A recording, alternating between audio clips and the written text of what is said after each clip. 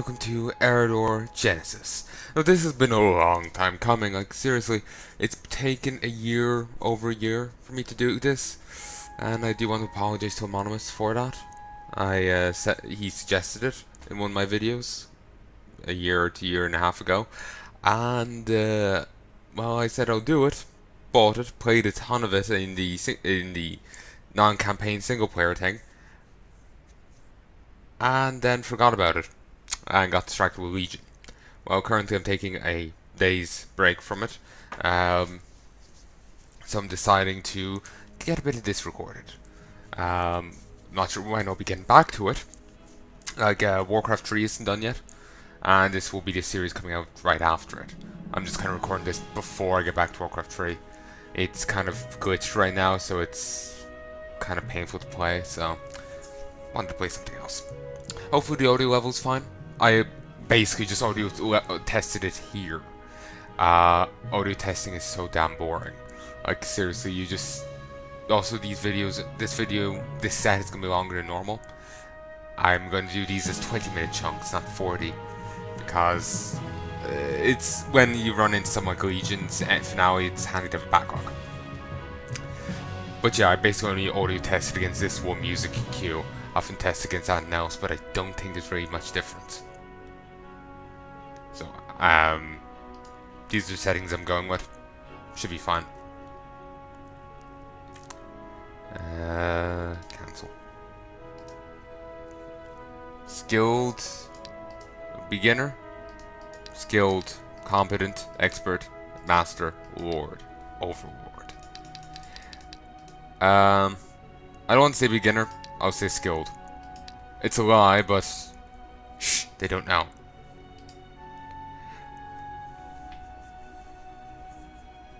The book of Eador's history is empty. Complete the campaign to write your name in it. Better things to do. I will, for sure. You were born to a poor peasant family in the tiny village of Loaves. As a child, you were curious and inquisitive, very curious and inquisitive. Everything was fascinating. People, plants, animals. The world around you was an endless source of knowledge and adventures. As the years went by and the older you grew, the better you realized you weren't destined for a simple peasant's life.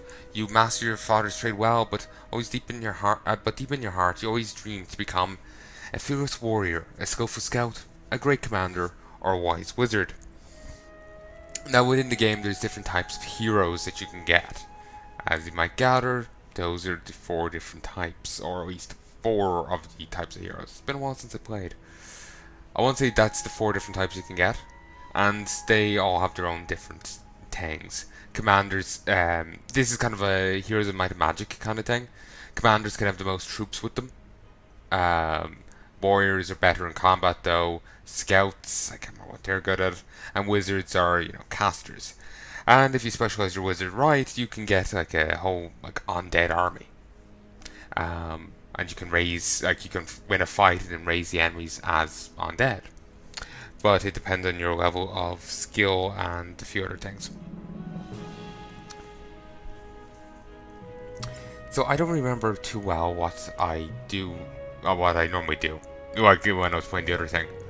Like the, just playing against the AI in Skirmish. So I think I'm just going to go with a Great Commander. And one day your dream finally became true. An elder calling himself Teacher Danor came to your village. The old man said that he'd been roaming the world searching for a youth to whom he could pass all of his great knowledge. And you were happy beyond your relief when Danor chose you.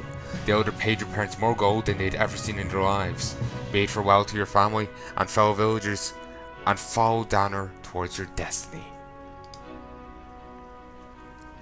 I know, for some reason it's very hard for me to actually use my eyes right now. They're just tired or just agitated. Looking at you slyly, Danor said, "Well, apprentice, it's time to take your first journey. We're going to the town of Croftside, where we can buy everything we need for your training. Would you like to ask me anything? Why did you choose me? What are you going to teach me?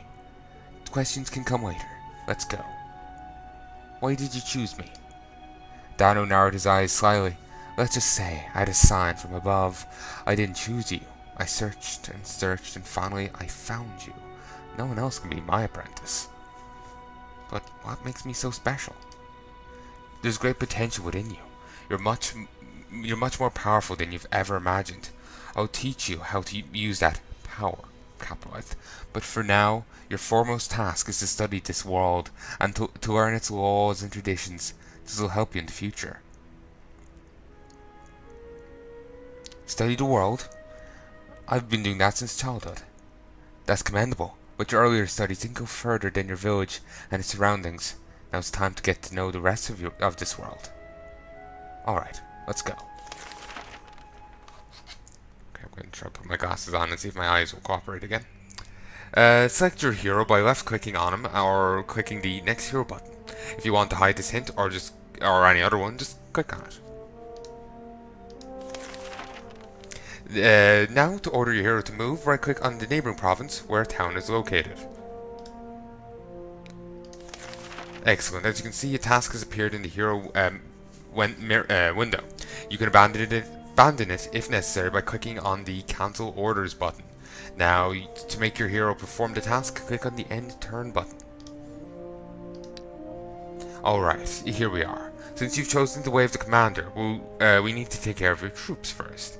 Having a stronger army makes a battle half won. Just remember that your troops are only a tool for achieving victory. All depends on the one leading the army. Here, take these 200 gold pieces, which should be enough to sign some folk into your army. To hire units, select a hero and click on the Hire Troops button. Also, oh no, that's the income of this village, not our income, I don't think.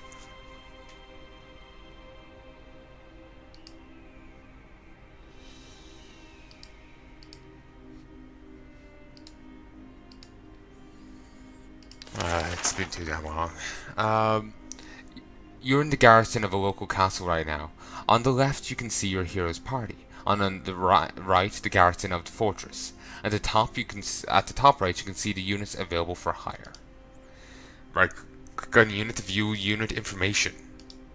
To hire a unit, left click on it. Then move it to one of your free slots in your hero's party. So I can get either a militiaman. Low price is the main and really the only advantage of this unit type. Former peasants, militiamen are neither well equipped nor combat trained. However, they are perfect human shields to protect more valuable units. Necromancers and demonologists eagerly accept militiamen into their ranks. Why? Well, ask them yourself. Because militiamen are cheap, you can easily just use them as use them for the necromancer demonology spells. Get them killed, raise them as a stronger ghoul, sacrifice them for a demon, that kind of thing.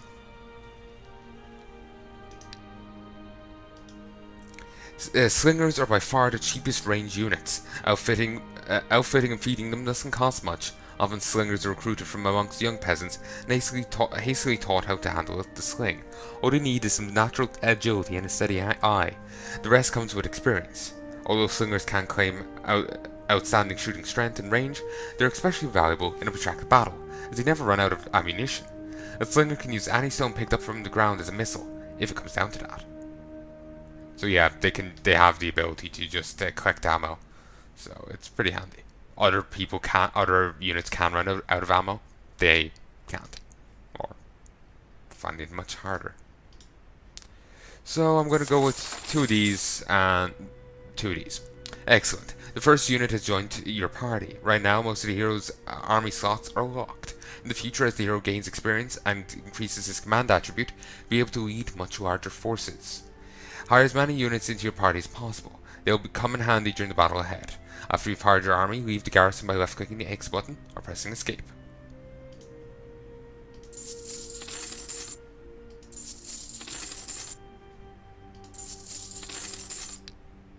Well, Palnai, have you hired some men? Great. It's time to put your leadership skills to the test. The ancient ruins nearby are infested by goblins. Those green-skinned vermin are a constant threat to the locals, stealing stuff all the time, sometimes murdering too. A worthy trial for you, my apprentice. Go and put down the pests.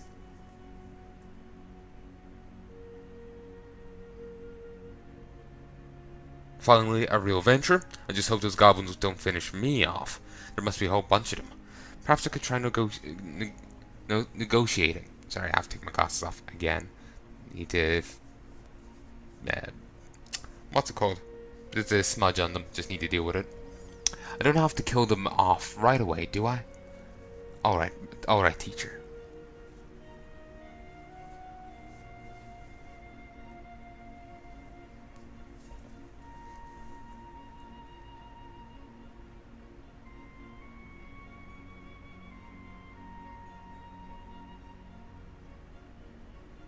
Part of me's kind of inclined towards this, but don't think this is ever really an option.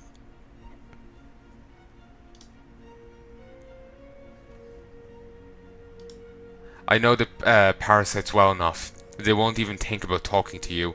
Now were you to lead a sizable army, then they would listen. But the motley crew you've hired in this town wouldn't inspire fear and respect in a mouse, trust me. Don't worry though, your troop is good enough to tackle a gang of goblins. Best of all, goblins will think otherwise. Alright, teacher. To enter the ancient ruins or any other location in a province, click on the Enter Building button. X will now select the goblin-infested ancient ruins from the list on your screen. When you're in a province, you can explore it, and as you explore it, you get more and more land for that province, and you can find new resources. You also find buildings like this, which are infested with enemies. These are how you level up in the game, a lot of the time. You can also fight other armies and whatnot, but these are another source of XP. As you see, your hero has a new task. Enter ancient ruins. To make your hero perform this task, click on the End Turn button. I will easily defeat this enemy. The hero Palnai has approached the deserted ruins of a city of the ancients. Often an ancient artifact or some treasures hidden by the current occupants of the ruins can be found in such places. Scouting has revealed that the ancient ruins are not as deserted as they may have appeared at first. Number of enemies? 3. The following units were spotted among the enemies. Goblin. What will be your order, master? Hero screen or attack.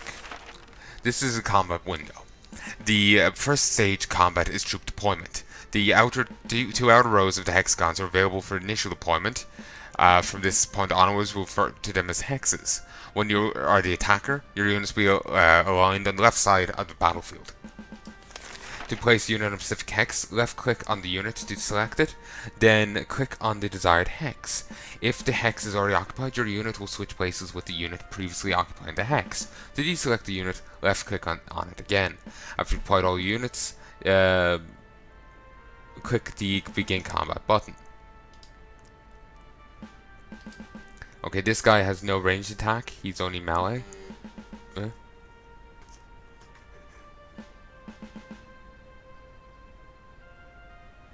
Oh, sorry, I just got a message.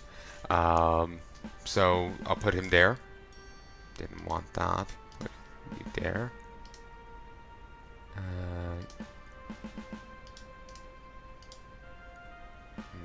Let's.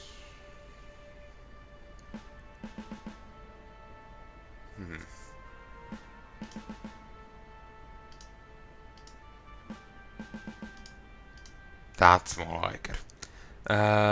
Start battle. So combat begins. The main goal of any battle is to crush your enemies and see them driven before you. During your turn, you can give different orders to your units. The most basic ones are to move and to attack. Number of movement points a unit has determines how far it can go in a given turn.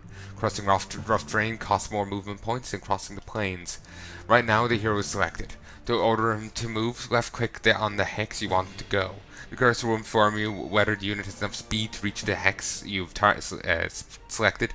Target hex is occupied by the enemy unit, and your unit can move next to it. You can order your unit to attack by left-clicking on the enemy. Having finished giving your orders to your units, select the End Turn button to start your opponent's turn. Unit's movement points will be restored on your next turn. So I'll have you move here. Select the unit can strike enemies from distance. Each missile unit has a firing range, which determines how far it can shoot. However, can't shoot an enemy standing right next to it. Enemy units within range are highlighted red. If there are no enemy units within range, you need to let them come closer. No.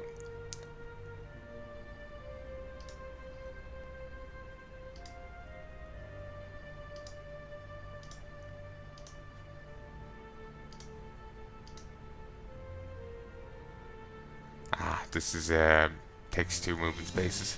There's also like that yellow bar, which is stamina or something.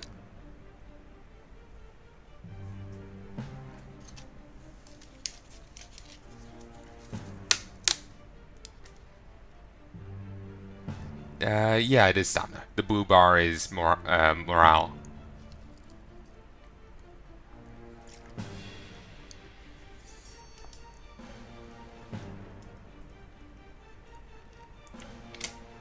Attack. Well, damn. That was more effective than I was anticipating.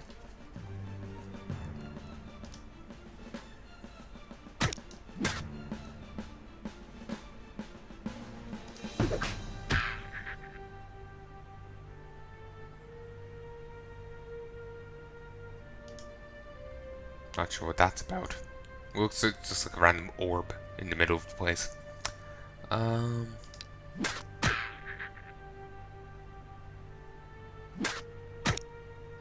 So yeah, just you can counterattack if you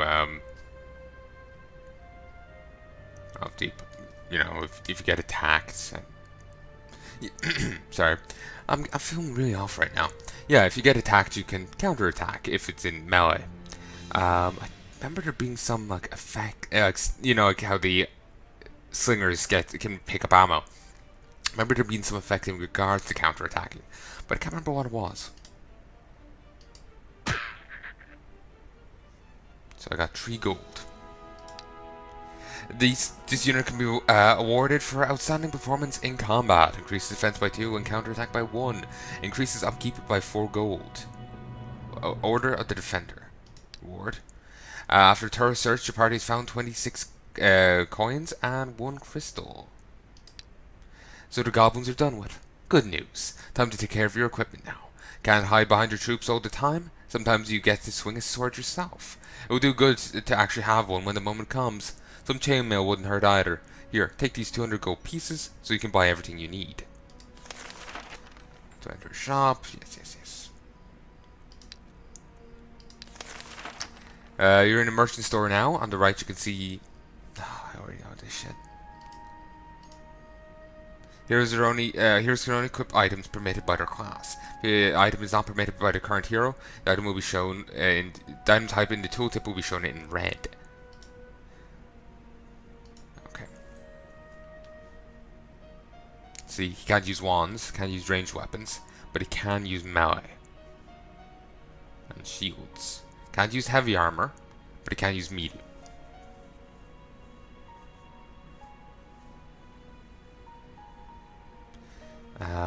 So need to get him some chainmail. Congratulations on your first purchase. Note that each item takes a specific slot among your hero's equipment.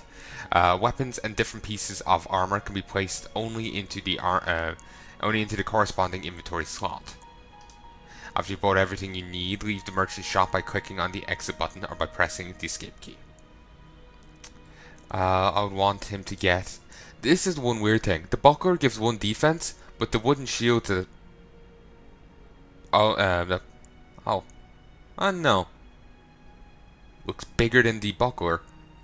Only provides 1 range defense. You'd think a shield like that would be useful in melee, but apparently not. So you have a choice between the two. Also, bucklers are apparently more durable. Yeah. Just judging by the icons, yeah. I guess I'll give him this. What will I give him? So the knife gives 1 attack, 1 counterattack, and 1 precise strike. I don't remember what precise strike is. Short staff, 1 attack, 2 counterattack, and 1 stamina. Short sword, 2 attack, 2 counterattack. Hand axe, 3 attack, 1 counterattack. And then short spear, 1 attack, 3 counterattack. So if you want him to be a heavier counterattacker than attacker, the short spear is what you go for. Then this gives 6 range attack, 5 range, and 4 ammo. Oh, this gives you 3 range attack, 4 range, and 4 ammo. Magic shot. Then you can buy this over here, common arrows, with 1 ranged attack and 4 ammo. So yeah, one defense, 1 range defense, 2 hit points, and then 3 defense in ranged and physical in melee, and but -1 speed. I do believe I'm going to give him the hand axe.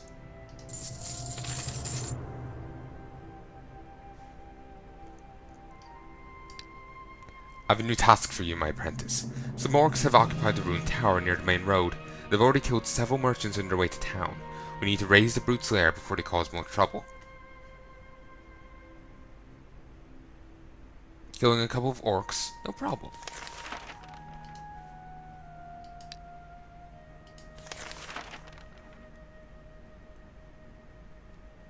And again, as you say, in 10 turn. The hero Palnai has approached the half-destroyed ancient tower. The inhabitants of the old citadel have noticed them and are preparing for battle. Number of enemies 3. They're going to be orcs. Attack. Initiative determines who moves first in combat. If your hero's initiative is higher than the enemies, you will move first. If the two sides are equal, then the attacker moves first. Special skills and certain items can modify a hero's initiative. The hero who moves second has the advantage of seeing the enemy's placement during his deployment phase. Ooh, these are still a bit damaged. I'll probably lose them in that case.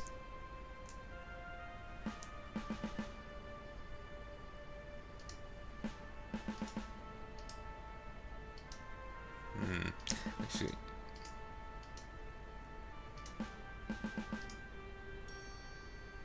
yeah, I'll leave it like that. Of course, they're down here.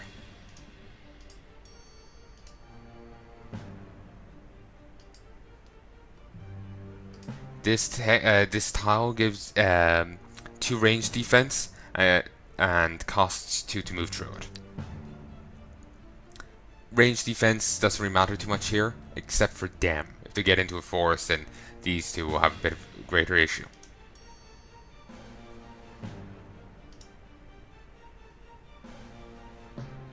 Actually, I should keep you here, because then they can come up here and both sides can bludgeon them.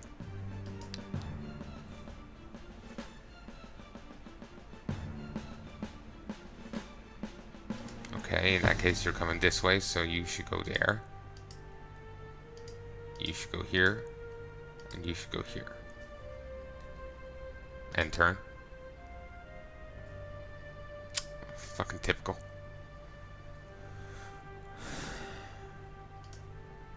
Okay.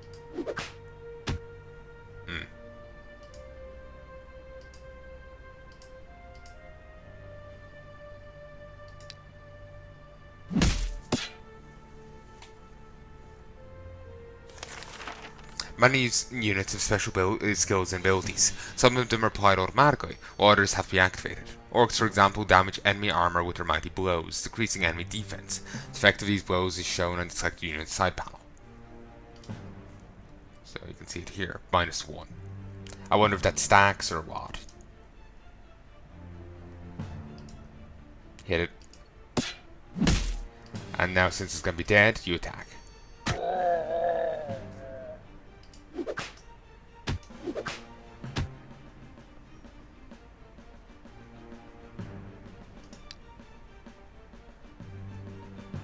Okay, I'm going to move you here to actually engage this guy.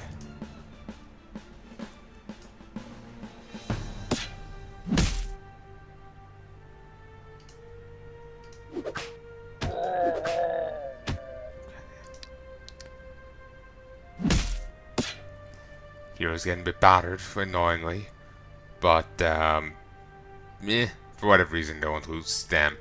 They're working well so far. There we go. 9 gold. Hero Palnai has gained enough experience to achieve a new level. He is now a commander of level 1. I got one more command attribute. So, and now here's skills I can get. He currently has Discipline. The skill of Discipline increases the unit's vitality and it raises their magic defense.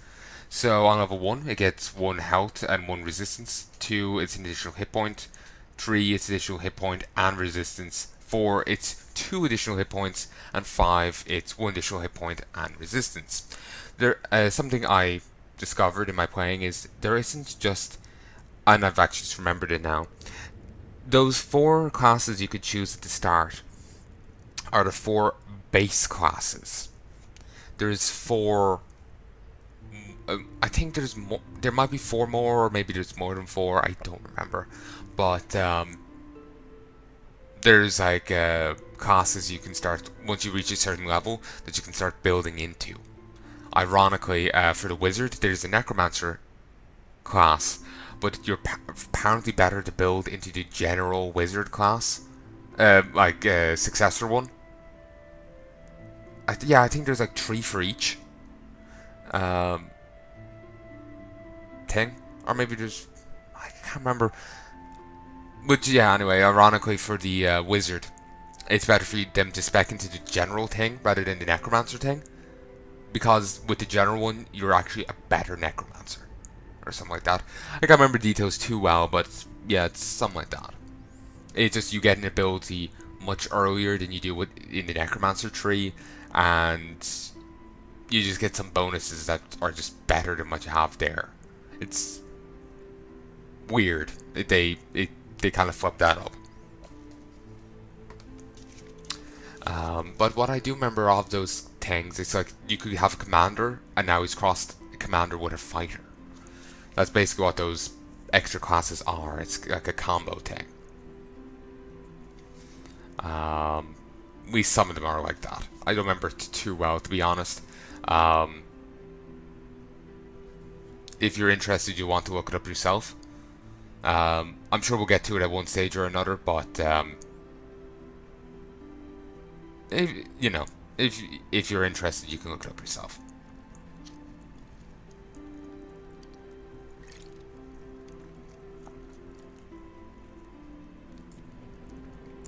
So there's offensive tactics and defensive tactics. Offensive tactics. Oh, actually, maybe I should have picked a scout. Scout's good. They can get a really nice ability early on. It's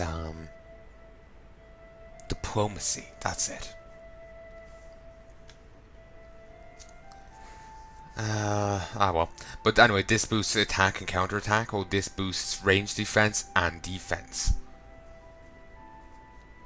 So either just boosts up hit points, or make people burlier.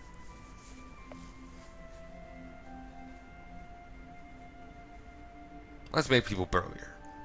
So 40 gold and 3 crystals. A glorious battle, Palnai. Congratulations on your victory. Now to be prepared all round, you need to learn some spells. The local library won't teach you how to achieve immortality or destroy whole worlds with magic. All the better, I dare say, but I'm positive they'll have some basic battle spells there. Mind you, spellcasting uses up magic gems. Take these 50 gems, they should last you for a while. Okay, click a hero. Select learn spells. You are in a library now. On the bottom left, you see the spells your hero has already learned. On the right, the spells are available for learning.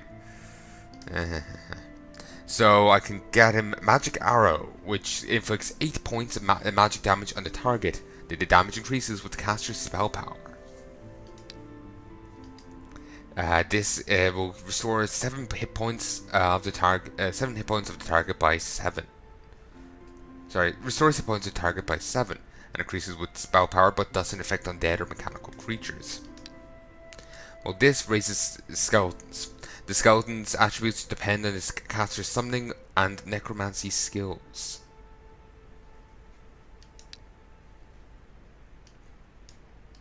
Okay, I'm going to give him...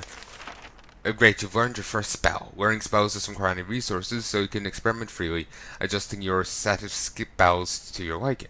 To get rid of a spell you don't need, left click on the spell to select it, then select the delete button. Click the scroll to continue. Fill up your empty slots in the hero spellbook. Keep in mind that a hero can only use each of the spells he's memorized once per battle. It is prudent to learn several instances of the most useful enchantments. After you've memorized your magic, leave the library by clicking on the exit button or pressing the escape key.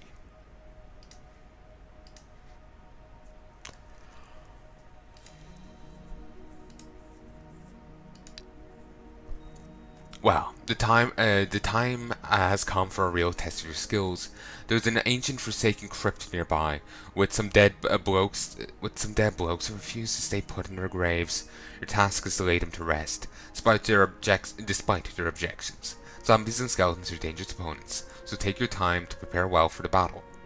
Saving villagers from orcs and goblins does make sense. Why in the world should we go down into that crypt? You might find valuable items in the crypt. In ancient times, well, in recent as well, the dead were oft buried with their weapons and armor, sometimes magical, even. You make a better use of them than the wandering dead will. You're suggesting I rob a tomb? Yeah, go ahead and say I'm ordering you to murder some innocent zombies and skeletons.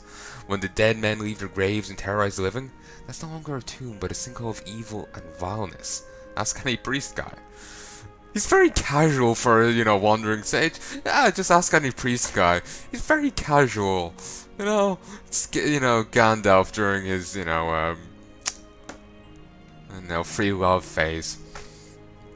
So you're heading off to challenge the forces of darkness and might be rewarded with a magic item worthy of a great champion against evil. Do you like it better when I put it this way? Yes, if you put it that way, I agree.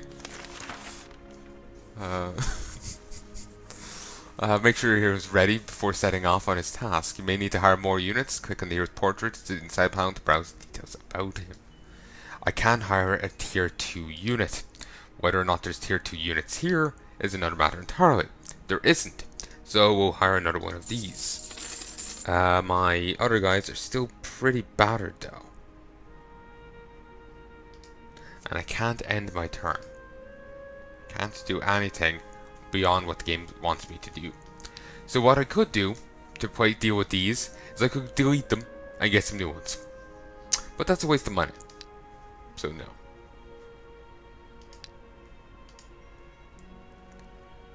End turn. I'll easily defeat this enemy. The hero Palnai has approached an ancient crypt. It looks like a burial vault of some ancient ruler or great warrior.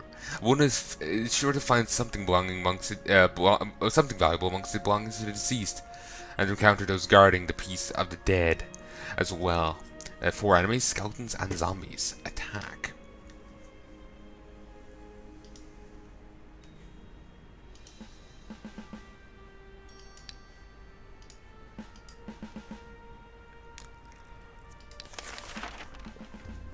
Okay, I'm a bit battered as well, annoyingly.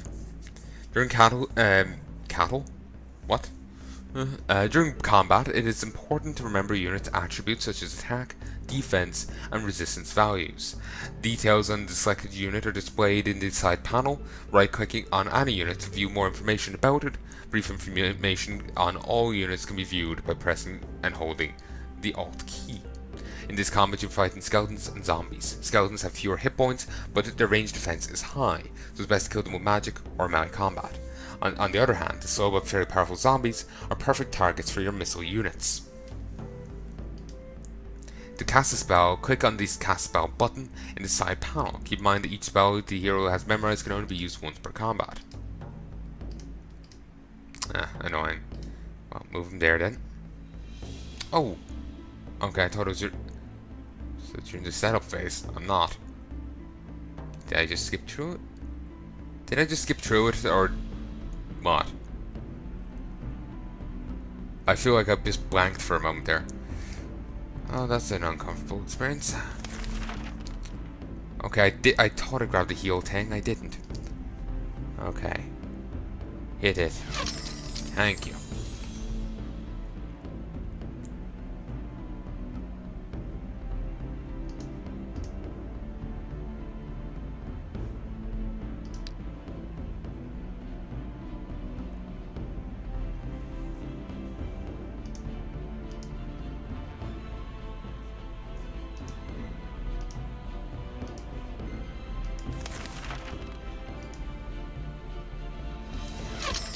There we go.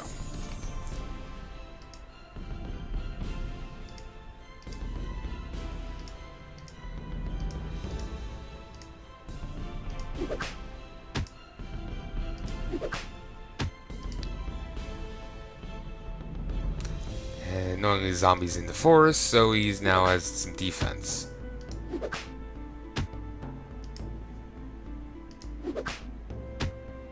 See.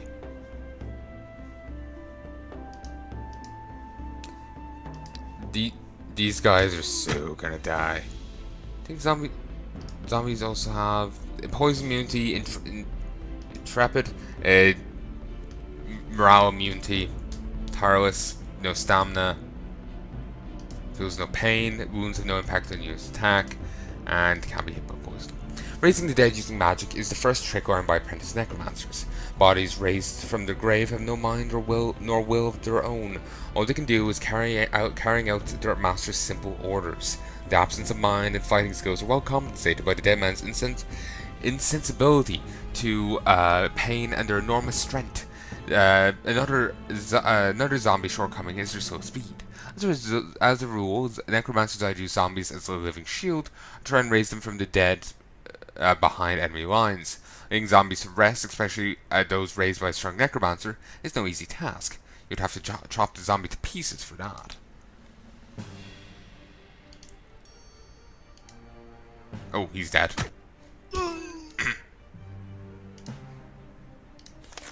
Oh no, how terrible. This is summoned, so it won't stick around.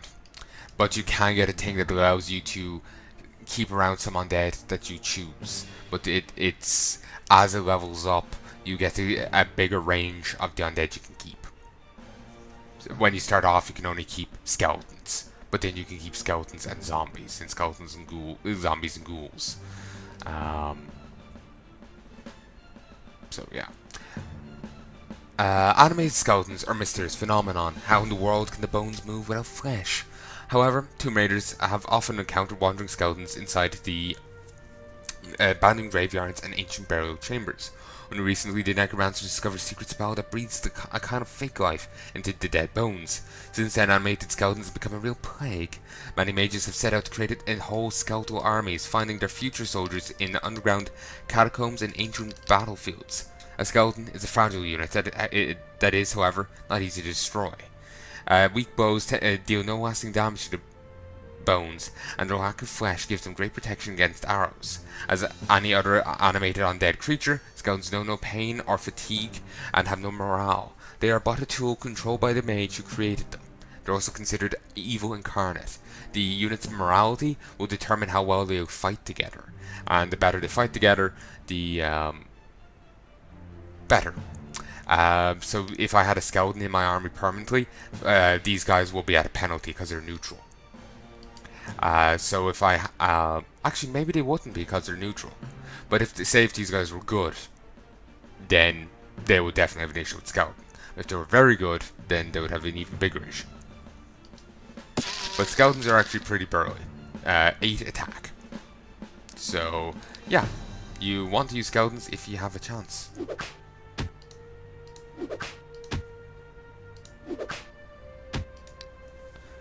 Yep, he died, and I can't res him, but that's perfectly fine. Skeleton, do your job. Not intended, but he did his job. He just decided to take the scenic tour. Also, I'm choosing to believe those skeletons are like rocking out. But anyway, 6 gold. And I found a magic scimitar, +4 attack, 2 counter attack. But only on 3 durability. I'm gonna have to repair that. Probably next bit of the tutorial. 97 coins, 5 crystals. Great. Sorry. You've laid the dead to rest. Great. You're ready for a real trial. Time to head to my castle. Your castle, I mean. The castle is across the sea. We'll need a ship to get there. To the north, in the province of Forbidden Wood, there's a good shipyard. Alas, the northern forests are plagued by brigands. I don't think they'll pose a serious problem for you, however. Get ready and let's go, apprentice. Is there any other way? Perhaps there is, but we're not going to use it. Trials make one stronger. Besides, having beaten the bandits up north, you could claim that forest land is rightfully yours. It's not half bad at all. Forbidden Wood isn't the richest realm in the world, but it's a start nonetheless. Hire more units and repair items.